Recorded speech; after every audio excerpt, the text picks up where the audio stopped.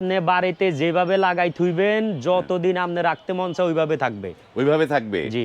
চোর ডাকাত ভাঙতে পারবে না তো এটা? কোনো ভয় নাই, চোর ডাকাত ভাঙতে পারবে না। এখানে তো লক দেওয়া আছে, আবার অটো লক দেওয়া আছে।